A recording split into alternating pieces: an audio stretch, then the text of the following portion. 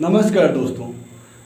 देश नहीं दुनिया की सबसे अमीर क्रिकेट कंट्रोल बोर्ड बीसीसीआई पर एक बहुत बड़ा खतरा आ गया, जिसके बाद बीसीसीआई ने रुख किया भारत की सबसे बड़ी कोर्ट सुप्रीम कोर्ट की ओर।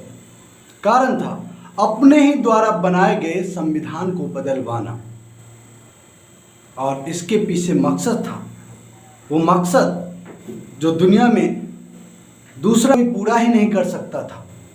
बात थी बीसीसीआई के वर्तमान अध्यक्ष और कोषाध्यक्ष यानी कि सचिव, इन दोनों का कार्यकाल खत्म हो रहा था। इसलिए इन दोनों को तब तक के लिए दूसरा कार्यकाल देने की वकालत करना, क्योंकि भारत देश में नहीं, एक भी नहीं ऐसा व्यक्ति है जो का स्थान ले सके। बीसीसीआई सचिव अमित शाह जी जो हमारे गृह मंत्री हैं, उनके बेटे जय शाह का जगह ले सके। इसलिए सुप्रीम कोर्ट जाया गया और सुप्रीम कोर्ट ने भी हाथों हाथ लिया। सुप्रीम कोर्ट ने बीसीसीआई अध्यक्ष सौरभ गांगुली और सचिव जय शाह को बड़ी राहत दी।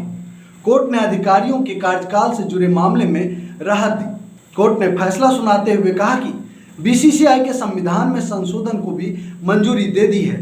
साथ ही कूलिंग ऑफ पीरियड से जुड़े संविधान में संशोधन को भी मंजूरी दे दी है। मतलब साफ है, अब बीसीसीआई चाहे तो अपनी मनमर्जी कर सकता है। अपने आका के हुक्म को मानने के लिए उन्हें बार बार किसी कोर्ट कचहरी के चक्कर नहीं लगाने होंगे।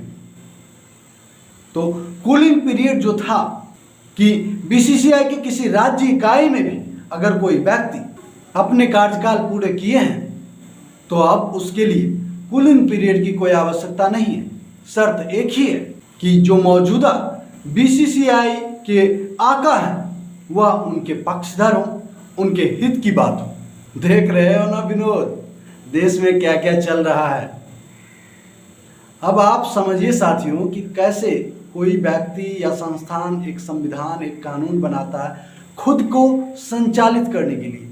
बीसीसीआई दुनिया का सबसे अमीर क्रिकेट कंट्रोल बोर्ड ने भी अपना संविधान यही सोचकर बनाया होगा कि हम अपने तमाम कार्यक्रम को बड़े सुचारू ढंग से चलाएंगे। लेकिन देखिए, आज अपने ही द्वारा बनाए गए संविधान को तोड़ने के लिए, बाईपास करने के लिए वह सुप्रीम कोर्ट के पास जाता है और सुप्रीम कोर्ट में अपने तमाम अर्जियों के साथ यह भी कहता है कि हुजूर माई बाप, हमें ऐसी ताकत दी जाए कि हमें बार बार अब इस तरह के कार्यक्रम के लिए आपके पास ना आना पड़े।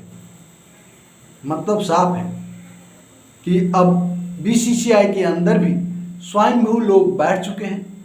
अब उन्हें अब किसी चीज़ के लोक लज्जा की जरूरत ही नहीं है।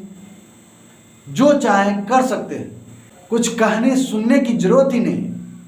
सबका मालिक एक है, दो है, हम दो हमारे दो। समझ गए ना? चलिए।